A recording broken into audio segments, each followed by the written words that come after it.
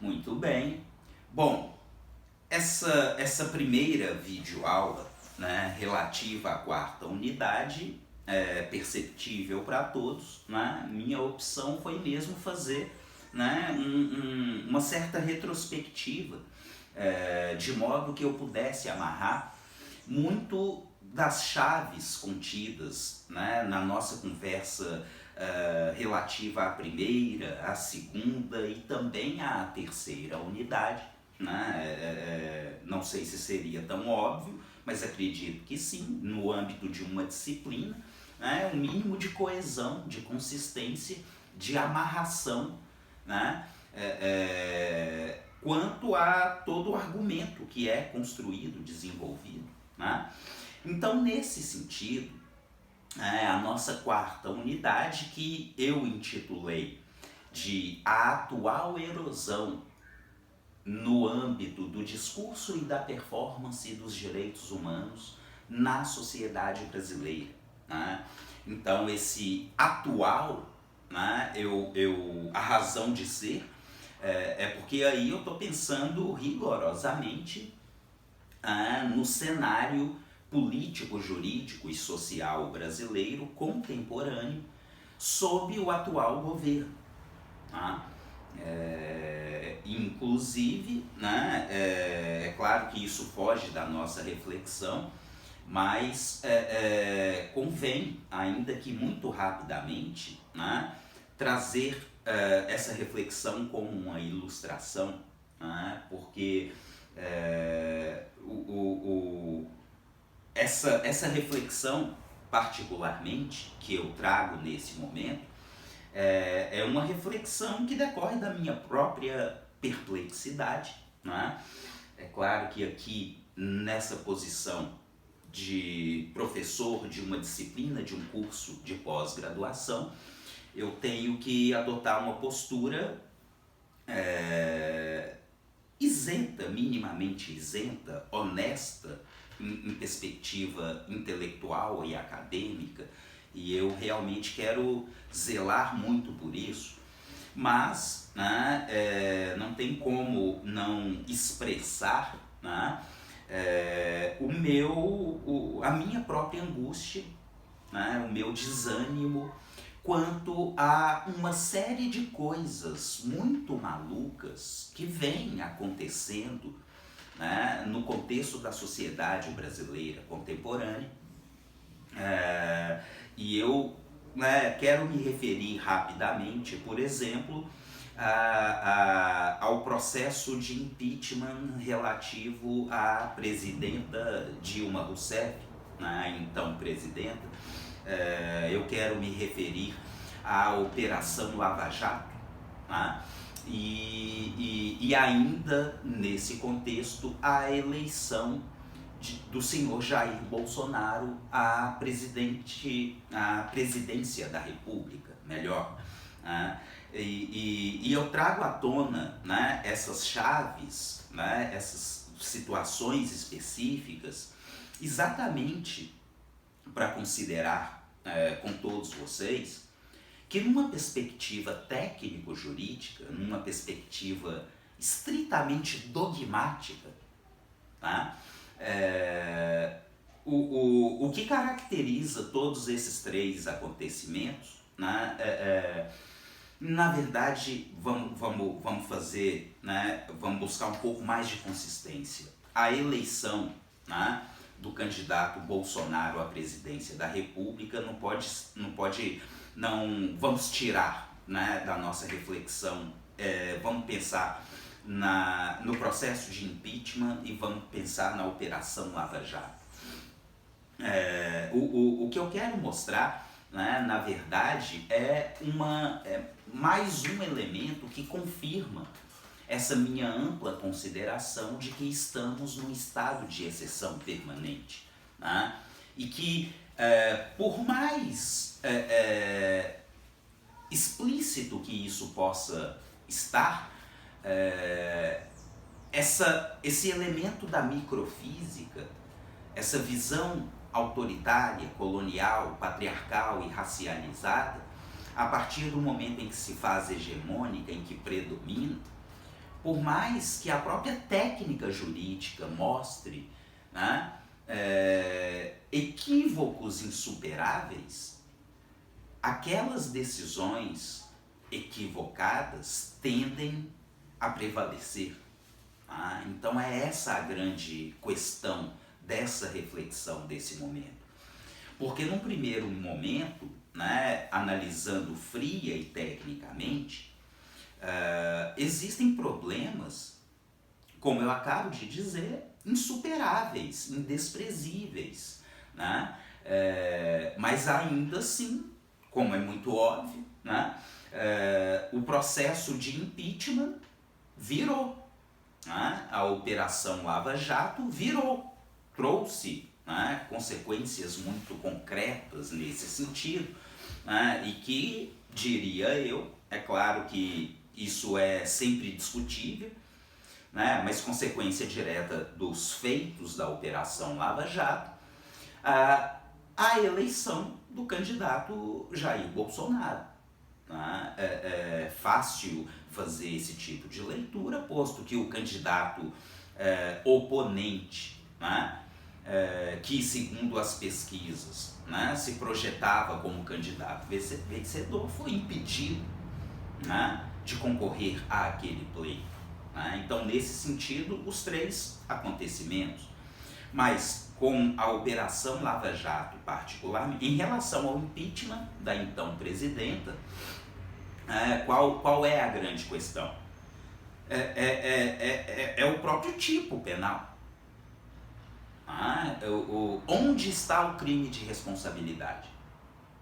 Até hoje isso não foi colocado às claras.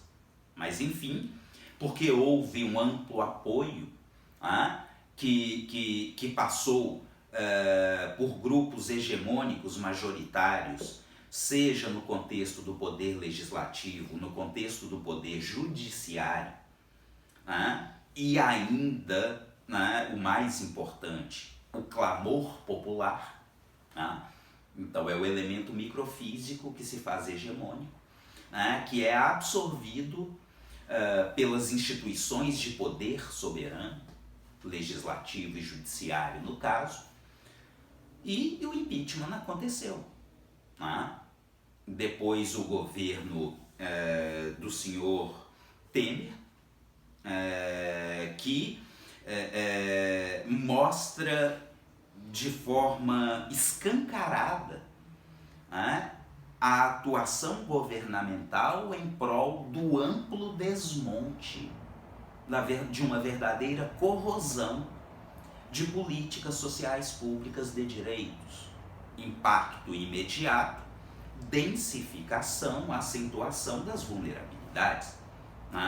Mas como há uma base popular, e é aí que eu gostaria que pudessem visualizar o impacto direto da indústria cultural.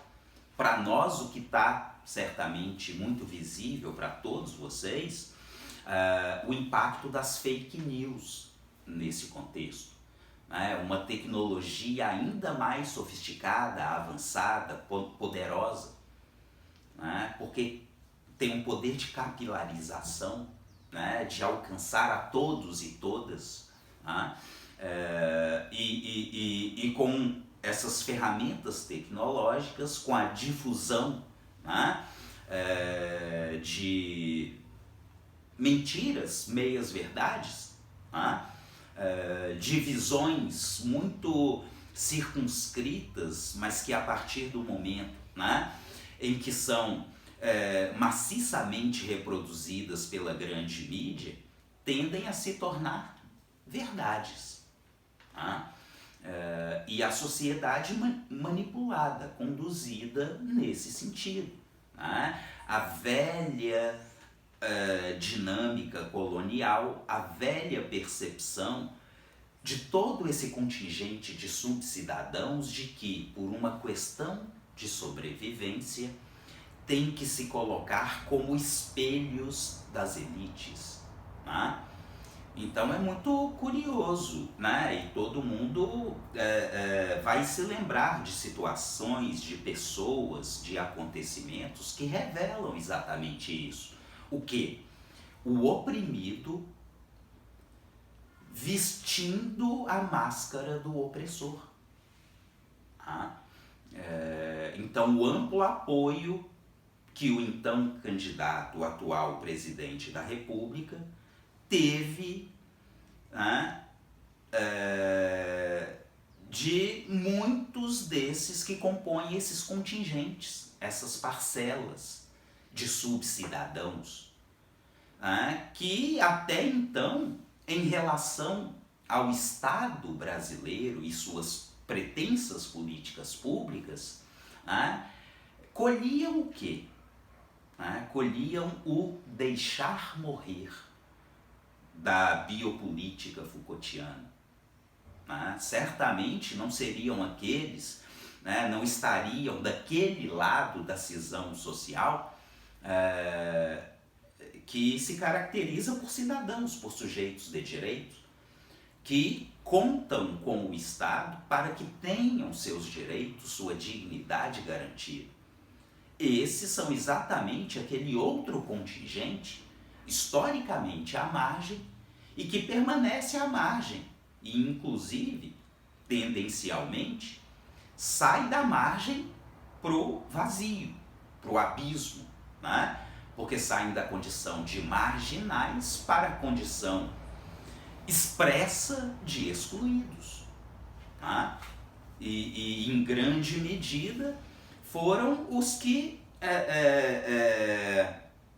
confirmaram, respaldaram, né, a vitória do candidato agora presidente.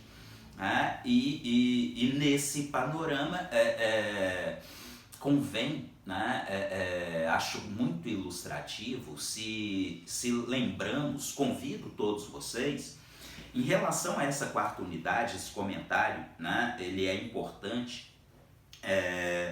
Eu me preocupei menos nessa quarta unidade em fornecer materiais científicos consistentes. Basicamente estou deixando um artigo científico, né, também do Boaventura de Souza Santos, mais para a gente explorar o que eu trago à tona na sequência, que é a relação entre a contemporaneidade e a distopia, tá? Mas daqui a pouco.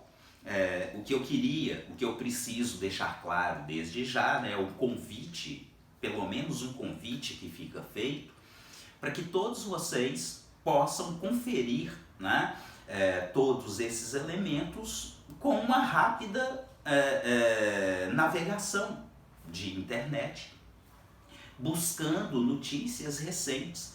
Né?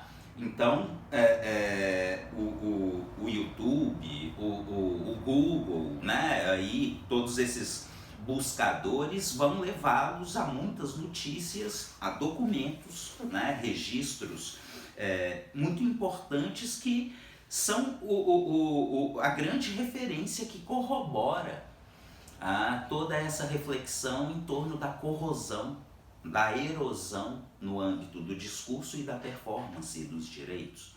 Né?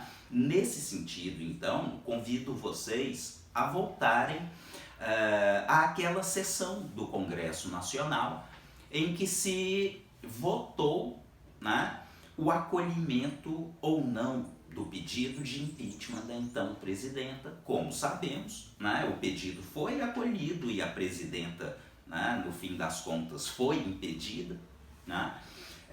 Mas quero me referir diretamente ao voto do próprio senhor, né, do então parlamentar Jair Bolsonaro, né, quando diz coisas do tipo, né, muito características de toda a sua trajetória até a presidência da República, quando começa, né, evocando Deus, a família, o Brasil, né, a nação, né, elementos bastante perigosos, né, porque muito porosos, né, muito muito maleáveis nesse sentido, mas, né, particularmente quando aquele parlamentar, em uma sessão parlamentar, faz um elogio público a um notório torturador, né? E enfatiza que a sua homenagem decorre, né, decorre fundamentalmente das torturas aplicadas à presidenta da República do Brasil naquele momento. Então, esse gesto, simbolicamente, foi muito significativo, porque é exatamente a plataforma, né, de um... É difícil, né, dizer assim, mas a plataforma de um programa, de um projeto político, que é um projeto de antipolítica, né, e que traz à tona tudo aquilo que está recalcado, mas que tem muito significado para nós na nossa história colonial. Bom, continuo na próxima pequena videoaula.